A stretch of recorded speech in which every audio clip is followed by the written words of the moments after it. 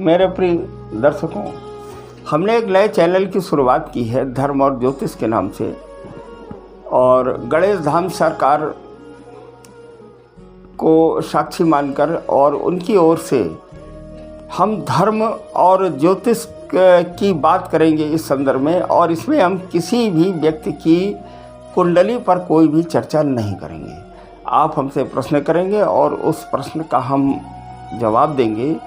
और ये जो हमारा वीडियो है ये बहुत ही कम समय के लिए होगा। अब देखना ये है कि आप लोग हमसे किस तरह के प्रश्न करते हैं। जैसे अभी एक विदेशी महिला ने नाम के लिए उसने मना किया हुआ है, नाम के लिए उन्होंने मना किया है। ये प्रश्न किया था कि गुरुजी मुझे आप ये बताइए कि धर्म में भक्ति और पूजा दोनों में अंतर क्या है। उनका क्वेश्चन यही मैंने थंबनेल में भी लिखा है कि भक्ति और पूजा में अंतर क्या है। तो उनके लिए मैं ये बता देना चाहता हूँ कि भक्ति वो है जो रसखान ने की, भक्ति वो है जो मीरा ने की, भक्ति वो है जो गोस्वामी तुलसीदास जी ने की, और पूजा वो है जिसके पीछे हमारा कोई उद्देश्य जुड़ा होता है। जैसे हम बात करते हैं कि हमारा ये काम पूरा हो जाए, और इसका हमने एक अनुष्ठान प्रारंभ किया। हम गृह प्रवेश की बात करते हैं, उसमें भी हम एक पूजा करते हैं। तो पूजा एक सांसारिक उद्देश्य पूर्ति के लिए ईश्वर की गई आराधना है। और भक्ति में न कोई उद्देश्य है और न ही कोई उसमें हमारा स्वार्थ जुड़ा है। एक छोटा सा उदाहरण मैं आपको देता हूँ कि उद्धव जी को श्री कृष्ण भक्ति पर बड़ा गर्व था। वो एक ही बात कहते थे कि दुनिया में श्री कृष्ण का सबसे बड़ा भक्त मैं हूँ। तो भगवान श्री कृष्ण कहाँ रखने वाले हैं।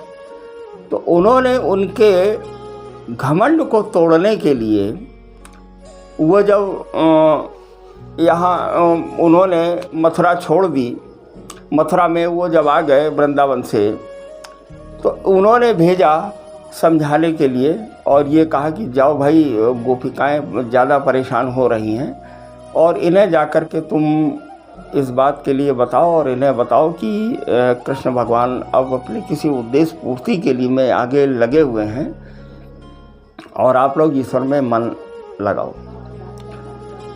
तो ये जब वहाँ गए हैं तो गोपिकाओं ने उससे इन्होंने कहना प्रारंभ किया कि ईश्वर के बारे में इन्होंने बताया कि ईश्वर एक है और ईश्वर अविनाशी है ईश्वर के बारे में, और तुम लोग श्री कृष्ण की तरफ से मन को हटा करके और भक्ति में लगाओ। तो मालूम क्या उन्होंने जवाब दिया, उद्धव मन न भये 10-20, एक होता सो गयो श्याम संग को और आधे ईस।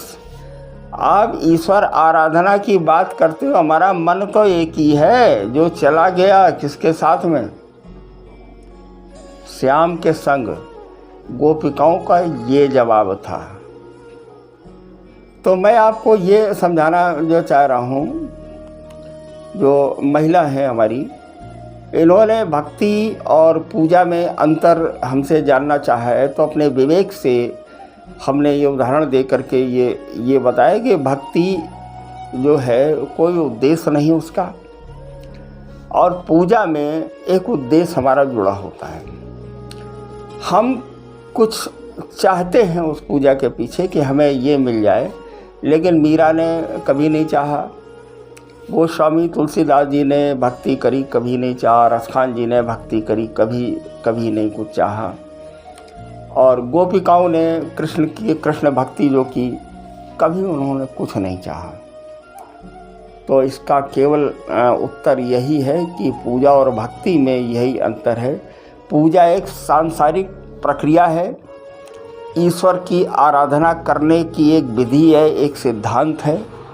इसीलिए ईश्वर के तमाम रूप एक अद्वैत सिद्धांत को लेकर के कोई राम की पूजा करता है, कोई कृष्ण की पूजा करता है, कोई हनुमान जी की पूजा करता है, कोई किसी अन्य देवता की बात करता है। आजकल तो इसकी बड़ी बड़ी दुकानें खुली हैं लोगों ने हनुमान जी को बना रखा है एक आमदनी और इसका एक जरिया उन्होंने बना रखा है। ये सिद्ध दरबार है, भूत प्रेत भगाने का जरिया उन्होंने बना रखा है कि फलाने सरकार और ये सरकार वो सरकार, इस तरीके से फलाने इनकी कृपा है उनकी कृपा है, ठीक है ना। तो इस तरीके से ऐसे कलयुग में ये एक सिद्धांत लोगों ने लॉजिक जो है बना रखा है कि धर्म की ओट में उनका व्यापार चल रहा है और बहुत बड़े पीठाधीश्वर माने जा रहे हैं, बहुत बड़े संत माने जा रहे हैं। तो ये सारी चीज़ें हैं। तो मित्रों, भक्ति करिए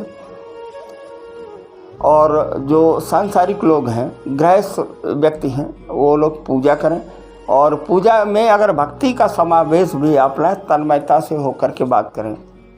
जैसे जनक जी थे, इन्हें विदेह कहा जाता था। ये जब भक्ति करते थे तो इन्हें अपने देह का ज्ञान नहीं रहता था, तो इन्हें विदेह कहा जाता था।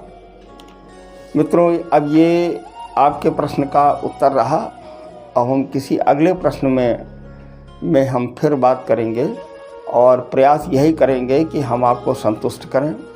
और इसके साथ साथ हम ये चाहेंगे कि हमारे इस चैनल को भी आप लोग सब्सक्राइब करें अगर अच्छा लगे, और अगर आपके मन में कोई प्रश्न हो तो प्रश्न भी आप करें। प्रश्न आप करेंगे तो हमसे जो भी जवाब बन सकेगा, जो भी उत्तर बन सकेगा, वो हम आपको देंगे। इसके साथ में बोलिए श्री गणेशाय नमः, ओम गंग गणपते नमः। गणेश की एक माला, इस मंत्र का जाप आप निश्चित करें। हालांकि ये बीज मंत्र है, ये टीवी पर या इस तरीके से नहीं बताना चाहिए, लेकिन फिर भी आप गणेश जी की आराधना करें। प्रथम पूज्य हैं।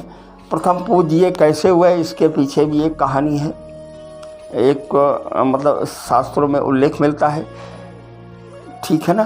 तो वो उसके पीछे क्या उद्देश्य है, ये हम अपने अगले वीडियो में हम बताएंगे कि ये गणेश जी प्रथम पूज्य कैसे हुए। इसके साथ में हम आपसे विदा लेते हैं और हम चाहते हैं कि हमारे चैनल को आप लोग सब्सक्राइब करें और शेयर अवश्य करें। और आपके मन में अगर कोई प्रश्न हो तो उसका जवाब आप हमसे लें। धन्यवाद। ओम नमः शिवाय। श्री गणेशाय नमः।